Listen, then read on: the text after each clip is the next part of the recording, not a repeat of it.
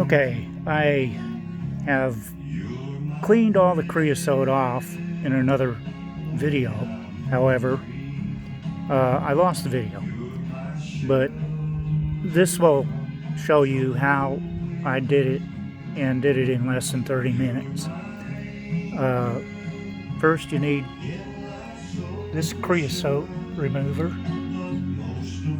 and you need a wire brush on a pretty good drill.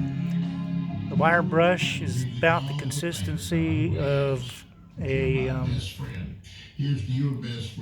Brillo pad, one of the steel pads. So not the really stiff stuff. This is very, very soft. And I put the creosote on the rag, and then took the wire brush to it like this,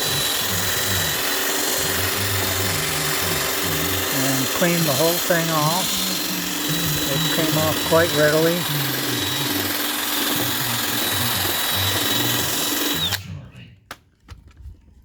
And brush it off.